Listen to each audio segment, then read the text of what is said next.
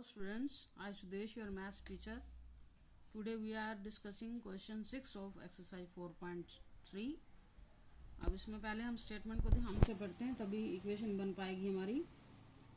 6 question की statement है the diagonal of a rectangular field is 60 metre more than the shorter side. If the longer side is 30 meter more than the shorter side, then find the side of the field. और आपको पता है rectangular field जो होता है इसमें shorter side और longer side में तो आपको पता ही होगा. Longer side means length, shorter side means width होगी. और जो डायगोनल है उसके बारे में भी पता है, आप टू अपोजिट कॉर्नर को ज्वाइन करोगे डायगोनल आ जाएगा. तो इसके लिए हम पहले रफली डायग्राम सा बना लेते हैं ताकि क्वेश्चन अच्छे से क्लियर हो जाए क्या कहना चाह रहे हैं.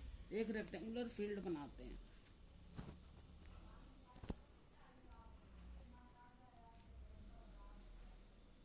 इसमें शॉर्टर साइड हमारी क्या होगी, क्योंकि क्वेश्चन हमारा किसके ऊपर डिपेंड कर रहा है कि diagonal of a rectangular field is 60 metre more then.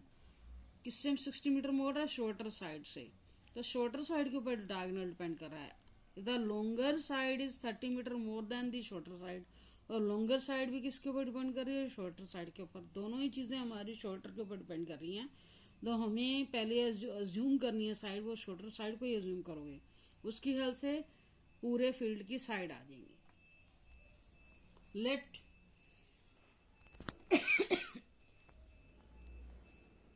Shorter side is equal to x, then diagonal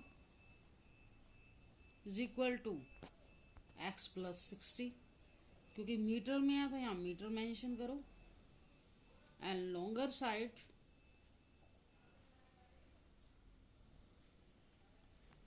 कितनी है? वो शॉर्टर साइड से 30 मीटर मोर है, 30 मीटर करोगे. तो यहाँ डायग्राम में भी हम शो करते हैं. तो यहाँ आपको पता है शॉर्टर साइड हमारी विड्थ होगी और लॉन्गर साइड लेंथ होगी. डायगोनल टू अपोजिट कॉर्नर को ज्वाइन कर दो, डायगोनल होगा. इसकी लेंथ कितनी है? शॉर्टर साइड से 60 मीटर मोर, मीटर मेंशन कर दें. अब इस रेक्टेंगुलर शेप को हम ABCD से डिनोट करते हैं.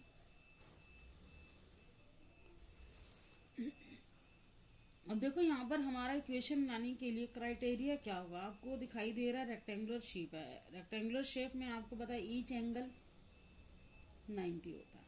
तो जब भी ऐसे 90 के एंगल आए, एक राइट एंगल ट्रायंगल होगी. राइट एंगल ट्रायंगल का जैसे केस आए उसकी तीनों साइड पता हो तो आपके माइंड में आ जाना चाहिए कि यहाँ पर इक्वेशन बनाने के लिए आपको पाइथागोरस थ्योरम की हेल्प लेनी होगी. बाकी सारे क्वेश्चंस में आपने देखा कि इक्वेशन बनाने के लिए कुछ ना कुछ आपको क्लू दिया गया था. यहाँ कोई क्लू नहीं दिया. आपने डायग्राम में देखना रेक्टेंगुलर ट्रायंगल बन रही है तो इसमें इक्वेशन बनाने के लिए आपको पाइथागोरस थ्योरम लेनी पड़ेगी. पाइथागोरस थ्योरम 90 का एंगल है, ये हाइपोटेन्यूज होगा, परपेंडिकुलर होगा और ये क्या है? बेस है. तो हम यहाँ इक्वेशन बनाने के लिए राइट एंगल ट्रायंगल का फॉर्मेट अप्लाई करेंगे. तो यहाँ लिखेंगे बाय पाइथागोरस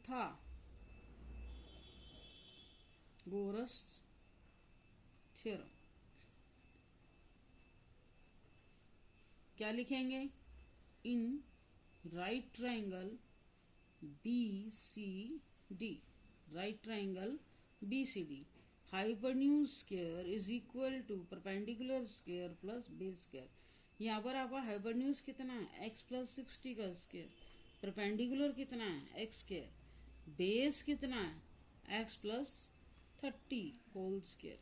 जहां पर भी आपको होल स्क्वायर दिखाई दे रहा है आप क्या करोगे? a प्लस बी के होल स्क्वायर का फॉर्मूला अप्लाई करोगे. a plus B whole square पहले भी हम पढ़ चुके हैं. a plus B whole square क्या होता है? a square plus B square plus twice AB. उसी फॉर्मूले की हेल्प से, इस फॉर्मूले की हेल्प से हम अपनी x प्लस 60 का होल स्क्वायर सोल्व करेंगे. a square plus B square plus 2AB. Left hand side expand हुई है, ऐसे right hand side x square plus 30 का whole square a square plus B square plus 2AB. अब और simplify करते हैं. 60 का स्क्वायर कितना होगा? 36 6 का स्क्वायर 36, 1 0 है तो डबल 0 कर दोगे, प्लस 6 2 ज़ा 120x, राइट साइड में देखो एक्स स्क्वायर है, एक्स स्क्वायर 30 का स्क्वायर 900 प्लस 60x। अब इक्वेशन में सारी टर्म आपको सेम साइड पर लानी है, किसी भी तरह सोल्व कर सकते हो। अब दोनों लेफ्ट राइट साइड की टर्म को लेफ्ट में लेके आओ, x square plus 3600 plus 120x minus x square minus 900 minus 60x is equal to 0। हम यहाँ देखेंगे एक्स स्क्वायर, एक प्लस का एक्स स्क्वायर माइनस का एक्स स्क्वायर कैंसिल हो गया, रिमेनिंग टर्म क्या आ रही minus x square, 120x minus 60x plus 60x, 3600 minus 900 plus 2700 is equal to 0। मैंने आपको पहले ही बताया कि एक्स स्क्वायर कोएफिशिएंट क्या होना चाहिए, माइनस को प्लस होना चाहिए, तो माइनस यहाँ हम कॉमन ले लेते हैं, x square minus 60x minus 27 x square minus 60x minus 27। अब इस इक्वेशन को सॉल्व करने के लिए एक्स स्क्वायर दोबारा से राइट कर लेते हैं, minus 60x minus 2700 is equal to 0। अब फैक्टराइजेशन करोगे, इसमें भी आपको उसी तरह से फैक्टराइजेशन करनी जैसे पहले क्वेश्चन में करते आए हो। सब्ट्रैक्टिंग द मिडिल टर्म, आप क्वाड्रेटिक फॉर्मूला से भी कर सकते हो क्वेश्चन को। एक्स स्क्वायर का कोएफिशिएंट 1, लास्ट टर्म कितनी है माइनस 2700 कॉन्स्टेंट टर्म। आपने दो टर्म ऐसी ही लेनी है जिनकी मल्टीप्लाई कितनी आए माइनस 2700, माइनस में मल्टीप्लाई आ रही है, पता लग रहा है इसमें एक टर्म प्लस की होनी चाहिए, एक माइनस की होनी चाहिए, और उसके बाद पता है एक टर्म प्लस की या माइनस की, तो नेचुरली उनको हम आपस में क्या करेंगे सब्ट्रैक्ट करेंगे, सब्ट्रैक्ट करने पर क्या आनी चाहिए माइनस 60। तो आप 90 इंटू 30 का पेयर ले सकते हो, इनकी मल्टीप्लाई कितनी आएगी 2700। अब हमें माइनस की टर्म कौन सी लेनी है, एक टर्म माइनस की लेनी है, कौन सी लेनी है, माइनस की 30 लोगे तब भी माइनस का 2700 आएगा, या माइनस का 90 लोगे, एक लेनी है आपको। मल्टीप्लाई में कोई एक टर्म माइनस की हो तो माइनस का माइनस में मल्टीप्लाई आ जाती है, लेकिन आपने ये देखना है कि दूसरी कंडीशन किससे सेटिस्फाई हो रही है। आपको पता अलग अलग टर्म वाली साइन है, तो हमें क्या करना होगा बिगर टर्म को माइनस का लेना होगा, ताकि उनको आपस में माइनस करने पर हमारे पास आंसर किस में आ जाए माइनस में। तो यहाँ से हमें पता चला है मिडिल टर्म को देख के कि हमें माइनस जो है 90 के साथ अप्लाई होना चाहिए, ताकि हमारी मल्टीप्लाई भी माइनस में आ जाए, और माइनस के 90 में से प्लस का 30 लेस हुआ तो क्या आ जाए माइनस के 60 आ जाए। इस साइन का आपने बहुत अच्छे से ध्यान रखना है, नहीं तो क्वेश्चन सारा ही रॉन्ग हो जाएगा। तो हमारे पास फैक्टर क्या है, x square minus 90x plus 30x minus 2700 is equal to 0। Common लेते हैं, x common, x minus 90 plus 30 common, x 30 common ले लिया इस पेयर में से, x रह गया हमारे पास। अब 2700 को 30 से डिवाइड करोगे क्या आएगा 90, x minus 90 x plus 30 is equal to 0। Each factor को क्या करोगे 0 के इक्वल रखोगे, x की वैल्यू क्या आई 90, x प्लस 30 को 0 के इक्वल रखोगे, x इज इक्वल टू क्या आया माइनस 30। अब x की वैल्यू माइनस 30, x आपका क्या था साइड, शॉर्टर साइड। साइड आपको पता है कभी भी नेगेटिव नहीं हो सकती, तो इसलिए साइड की वैल्यू आपने देखा है ट्राइंगल की साइड माइनस 30 सेंटीमीटर हो, माइनस में साइड कभी भी नहीं होती, तो ये x की वैल्यू को हम यहाँ निग्लेक्ट करेंगे, नॉट पॉसिबल, ये वैल्यू निग्लेक्ट हो जाएगी, और सिलेक्ट क्या करेंगे x is equal to 90। Sides की वैल्यू हमेशा पॉजिटिव होती है, we take x is equal to 90। x means क्या था smaller side, smaller side 90 metre, सारी साइड्स की वैल्यू निकाल सकते हो।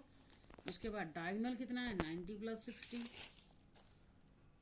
डायगोनल क्या आएगा, x प्लस 60 था, x के रिप्लेस में 90 रखो, 90 plus 60 is equal to 150 metre.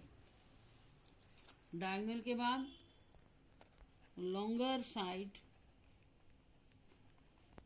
x plus 60, x means 90, x plus 30, sorry short, longer side में x प्लस 30 है, x plus 30, 90 plus 30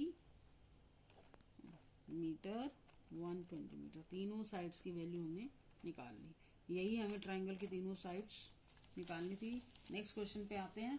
next question है, नेक्स्ट क्वेश्चन बहुत केयरफुल होके, हर क्वेश्चन में आपको अच्छे से स्टेटमेंट को क्लियर करना है। इस एक्सरसाइज में लॉन्ग क्वेश्चन आता है और सारे क्वेश्चन इक्वली इंपॉर्टेंट है। अच्छे से स्टेटमेंट, वर्ड प्रॉब्लम वाले क्वेश्चन में वर्ड की अच्छे से आपको क्लैरिफिकेशन होनी चाहिए। नेक्स्ट क्वेश्चन 7 क्वेश्चन पे आता है, the difference of the square of two number is 180। The difference of the square of two number के स्क्वायर का डिफरेंस है, ध्यान रखना है, स्क्वायर का डिफरेंस है, नॉट नंबर का डिफरेंस। उनके स्क्वायर का difference 180। The square of the smaller number is 8। द स्मॉलर नंबर का स्क्वायर क्या है, वो 8 times the larger number, then find the two numbers. तो हम जब भी सपोज करते हैं कुछ भी ऐसे केस में, जो चीज हमें निकालनी होती है उसी को सपोज करोगे। अब देखो यहाँ टू नंबर सपोज करने हैं, क्वेश्चन में आप दिखाई दे रहा है लार्जर स्मॉलर, तो आप जो सपोज करोगे उसमें भी आपने लार्जर स्मॉलर के बारे में बताना है। Let larger number, question number 7, let larger number is equal to x and smaller number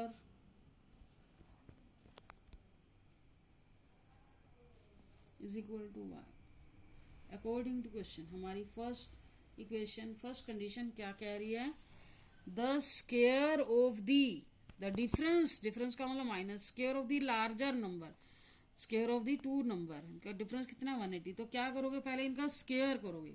और डिफरेंस लेना तो नेचुरली है, लार्जर नंबर के स्क्वायर में से स्मॉलर नंबर का स्क्वायर क्या करोगे, माइनस करोगे। कितना डिफरेंस, 180। ये फर्स्ट इक्वेशन आ गई।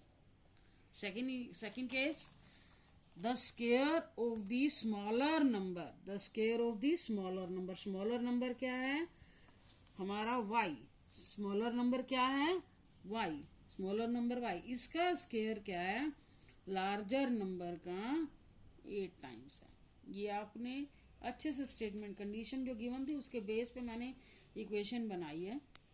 अब आप देखो यहाँ पर दो वेरिएबल आ गए। अब तक हमने जितने भी क्वेश्चन किए सिंगल वेरिएबल से हो रहा था, यहाँ नंबर जो 2 थे तो मुझे 2 नंबर सपोज करने पड़े। तो क्या करोगे, अब y स्क्वायर की वैल्यू क्या है 8x, तो ये वैल्यू आपने फर्स्ट इक्वेशन पुट करनी है।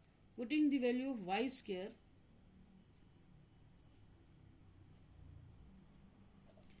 Putting the value of y square is equal to 8x in first. तो यहाँ पर आपकी इक्वेशन क्या हो जाएगी, y स्क्वायर के रिप्लेस में 8x रखो, तो यहाँ आप देख रहे हो आपकी इक्वेशन क्या हो गई, वही सिंगल वेरिएबल में कन्वर्ट हो गई है, y हमारे पास हट गया। अब हमारे पास फिर से एक वही क्वाड्रेटिक इक्वेशन आ चुकी है, इसको सॉल्व करो। सॉल्व करने के मेथड जो आपके पास हैं, by splitting the middle term, जिससे मर्जी करो। एक्स स्क्वायर का कोफिशिएंट कितना है 1, लास्ट टर्म कितनी है -180, दोनों की मल्टीप्लाई कितनी आनी चाहिए -180, फिर से मल्टीप्लाई माइनस में आई है, तो 2 टर्म लेनी है, दोनों में से एक नेगेटिव होनी चाहिए, तभी आपकी मल्टीप्लाई क्या आएगी, माइनस में आएगी। और मल्टी टर्म्स ऐसी लेनी है दोनों की मल्टीप्लाई 180 आए। तो आपको फैक्टर क्या लेने हैं, 18 मल्टीप्लाई 10, मल्टीप्लाई करोगे क्या आ गया 180 आ गया। और आपको पता है एक प्लस की लेनी, एक माइनस की, इसका मतलब दोनों को माइनस करके क्या आना चाहिए 8। अब मुझे पता लगाना है कि माइनस किसके आ गया है, माइनस का 8 चाहिए, तो नेचुरली है बिगर टर्म के आगे आपको माइनस अप्लाई करना होगा। ठीक है, माइनस आ गया यहाँ, और -18 में से +10 गए -8, तो यहाँ पर ये चीज आपने ध्यान रखनी है, माइनस का साइन किसके साथ आए, जब माइनस में मल्टीप्लाई हो। X square minus 18x plus 10x minus 180 is equal to 0। x common, x minus 18 plus 10 common, x minus 18। जो पेयरिंग में ब्रैकेट में टर्म्स है 2 टाइम्स आई, उन्हें वंस टाइम लिखो। x plus 10 is equal to 0। अब ईच टर्म को आपने, ईच फैक्टर को 0 को इक्वल रखना है। x इज इक्वल टू 18 और second term x plus 10 is equal to 0, x is equal to minus 10। अब यहाँ पर मोस्टली केसेस में जब नेगेटिव वैल्यू आ रही हमारी निगलेक्ट हो जाती है, लेकिन आपने ध्यान रखना है निगलेक्ट होने का आपको रीजन पता होना चाहिए, क्यों निगलेक्ट हो। देखो हमने x की वैल्यू तो निकाल ली, उसके बाद हमने y की वैल्यू भी निकालनी है, क्योंकि 2 नंबर है। y की वैल्यू निकालने के लिए आपको सेकेंड इक्वेशन में जाना पड़ेगा। सेकेंड इक्वेशन में जाना पड़ेगा तो सेकेंड इक्वेशन में आप जैसे x की वैल्यू क्या रखोगे, माइनस रखोगे, तो y स्क्वायर कितना हो जाएगा, माइनस 80। किसी भी स्क्वायर की वैल्यू माइनस में नहीं होती। y स्क्वायर की वैल्यू, किसी भी स्क्वायर नंबर की वैल्यू माइनस के इक्वल नहीं होती। देखो y square is equal to 8 into minus 10 जैसे मैं रखूं तो ये माइनस 80 हो जाएगा, तो ये नॉट पॉसिबल। कोई भी स्क्वायर की वैल्यू माइनस में तो नहीं आएगी, प्लस में ही होती है, तो पॉसिबल नहीं है। तो हम x की वैल्यू क्या लेंगे, 18 लेंगे। We take x is equal to 18। तो y स्क्वायर की वैल्यू निकालने के लिए सेकंड इक्वेशन में जाना होगा। 8 इंटू 18 कितना आया, ये 144।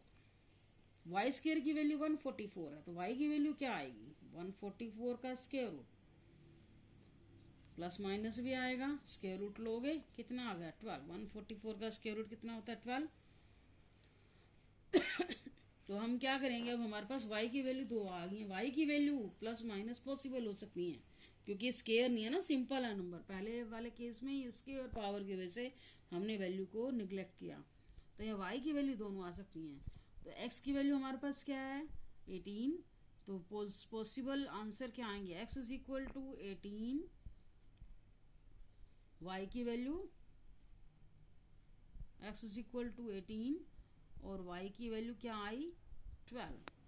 x इज इक्वल टू 18 और y की वैल्यू माइनस भी हो सकती है, दोनों आंसर पॉसिबल है। Okay, thank you for watching video.